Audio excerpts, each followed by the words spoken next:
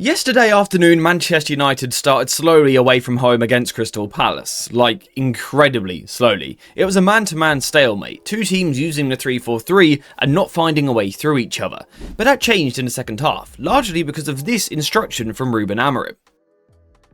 So the first question is, why is this so important? Why was the increased movement in the second half something that allowed United to play more freely?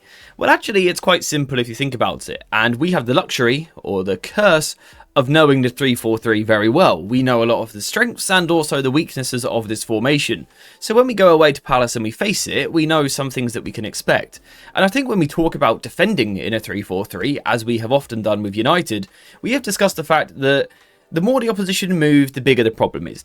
When teams are stationary, so let's take United here. Let's say United are a little bit slow on the ball, we're not really moving too much, we are stuck in our positions. You know, Bruno's in a double pivot with Casemiro, and Mbeumo's fixed here, Mount is fixed here, Zirkzee's up front. For the opposition, this is quite easy to pick up, especially when they're playing the same system. They can almost pick you up man to man, they know who they are responsible for. And they know which channels you're playing in, right? So I know where Mount is going to operate, I know where Mbeumo is going to operate, and the same in midfield. This makes it really easy for Crystal Palace, and we've seen United defending well at times in this way. But the problem with the 3-4-3 is the second that players start drifting across lanes into different parts of the pitch and taking you across channels. So the second that Mason Mount starts drifting over here, there becomes confusion, you know, in a Crystal Palace defence. Are they meant to be following him or not? When Bryan Mbeumo goes and plays more central, is the centre-back meant to drop with him and play more central? Or is he meant to hold his wider left position? These are the questions that you start to ask when you start moving players into different positions, when you start dropping different players a little bit deeper to try and overwhelm the opposition and really just put doubt in their minds.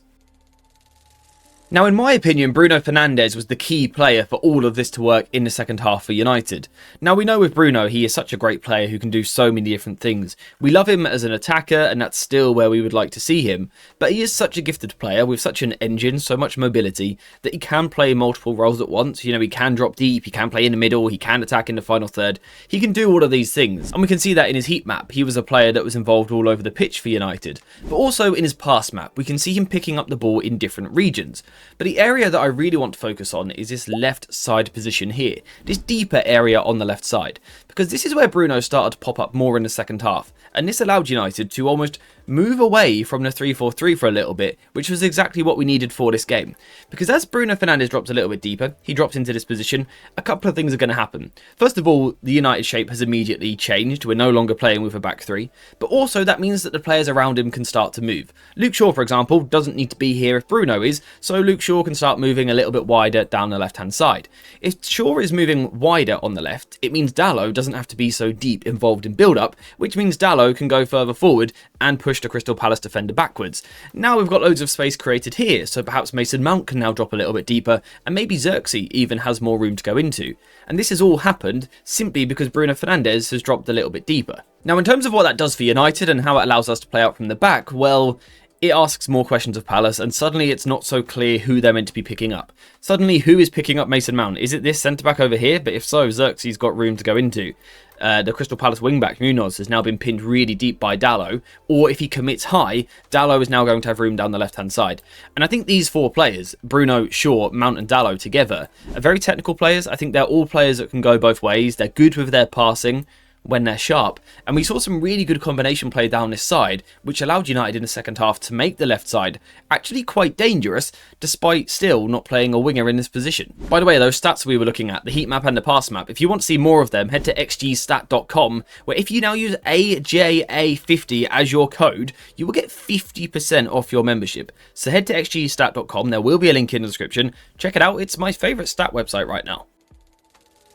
So for United to really be deemed fluid in the second half, this one rotation isn't enough. It's cool to see Bruno dropping deeper and getting on the ball and pushing all these players about into different zones, but you need more than just that. You can't just have one rotation. Fortunately, United did have more than that. There were several moments in the second half where United actually ended up building possession in a back four like this, which is almost unheard of under Ruben Amorim, but we saw it in this game. And one of the reasons why we were able to do that is because we had so many fullbacks on the pitch, which is normally a criticism, but the good thing here is we had less centre-backs. Fullbacks typically are more tactically and technically versatile than a centre-back. They're used to playing in more different parts of the pitch, and that worked for United. And what we saw sometimes was now, rather than Dalot bombing forward super high and pinning Palace, now sometimes he would actually drop a lot deeper. He would almost move into a back four. And again, the thing this is going to do is going to have a knock-on effect of all the players around. If Dalot's dropping a little bit deeper on the left, it means Shaw comes across, De Ligt comes across, Mazraoui comes across to the right. We're now in a back four. It also means Mason Mount now is probably going to pop up a little bit wider. So rather than being in this channel here, attached to the centre-back, he's actually going to drift a little bit wider. So again, there's always that knock-on effect when we move in this way. The other thing, purely from a tactical point of view and a numerical point of view, is that United now had the overload on the first line. So rather than being 3 versus 3 with Palace, we now have the extra player. So for the Palace right side of the attacker, it's difficult to know where to go. Previously he was pressing Shaw, but now if he does that, he's going to leave Dalot free, which becomes a massive problem for him. Now we know if we can pull opposition players out of position, we can create space, and then if our technical details are sharp, we can play through. We've also got to remember again that Crystal Palace were fatigued, they were tired after their game on Thursday, so they're going to be half a yard short sometimes. So if we've now got a numerical overload, we are the fitter team and the sharper team at the time, that's when Manchester United can start to click. It's when we can pull players out of position like we've just discussed, potentially the right side of the attacker for Palace, or maybe even the right wing back, maybe both. Maybe we could pull both out of position. Then we can start to play. And that's when players like Mason Mount, Bruno, Casemiro have that ability to access the middle of the pitch. And suddenly we look a little bit sharper. But it's because, yes, the individuals are sharper, but also because tactically they are being given an advantage now over the opposition. They have that spare space to work in. And again, that allowed United to now progress the ball through the middle of the pitch a little bit more as well. Now, the other thing that we've done a little bit more in the second half, although we still need to see more of it, is accessed Zirkzee better. Of course, our striker, who's not really a striker, he's a 9.5 or a false 9, whatever you want to call him, we accessed him a little bit better in the second half. And I also think he played better as well, and Amorim made a similar comment. But to access Zirkzee, you have to create space. You have to vacate the space for Zirkzee to then go into. If Zirkzee just goes and stands as a central midfielder with the rest of them, it's quite easy to predict, you know where he's going to go. So what needs to happen for United to be effective is he has to arrive into that position rather than just standing there. When he just stands there, it's really easy. When he's moving into that zone, it's a little bit more tricky. But for him to move into that zone, he needs some space. He actually needs a position to move into. So other United players almost have to get out of the way to make that space for Zirkzee. The question is, how do you do that? You move. You ask your players to move. It's quite straightforward. And we started to see it a little bit in the second half down the right-hand side. Mazraoui being a fullback compared to Yoro, who's a centre-back, gives us a bit more freedom again. He's a bit more versatile with the way that he can play. He's a bit more technical on the ball as well, I always feel. So that was important.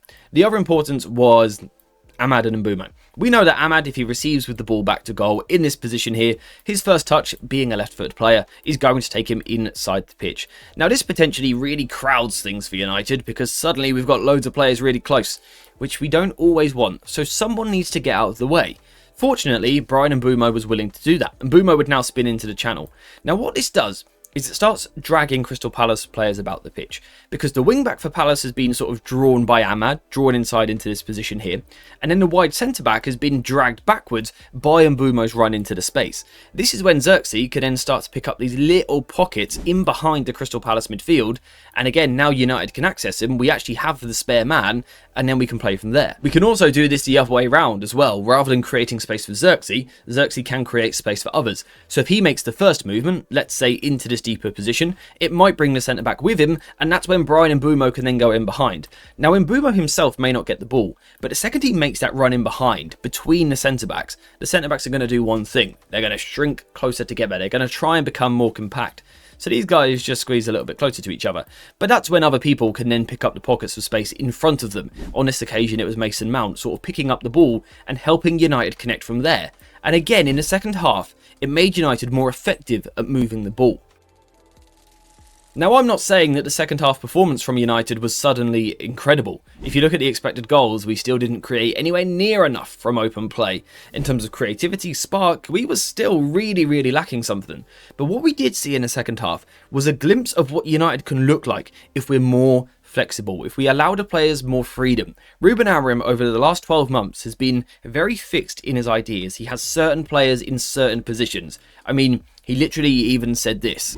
We can lose, but we have to maintain position. But in this game, in the second half, it was a little bit different. Players weren't so fixed. There was more freedom to move, to roam, and that's when you ask questions of the opposition, and that's when players like Bruno can be so excellent, because he's a phenomenal footballer. And if you can find him a little bit of space, rather than always butting heads with someone on the pitch, get him a little bit of space to work his magic, and he can be a fantastic footballer. And I think several other United players can be as well. So that's why United improved in the second half in terms of ball progression. Creativity still lacking. I completely understand that, and I acknowledge that fact. But I was glad to see United playing with a bit more freedom, and I think it's a glimpse of what we could become in the future. So yeah, basically, what United did in the second half, that's the bare minimum now. Do more of that. Play with that freedom week in, week out, and then also we need to improve in the final third. But it's a step in the right direction, and Ruben Amorim has to do it earlier in games, like from the start would be ideal, to make United a more attacking team that takes the game to the opposition. That is the next step for this United team. Will we do it? I don't know. We're going to have to wait and see. There's a lot of games coming up which will need this from United, which will need those rotations. So it's going to be a really, really good test over the next few weeks. But for now, there is nothing left to discuss. So we're going to wrap the video up there. Thank you guys very much for watching. I hope you have enjoyed this video. And as always, I will see you guys in the next one.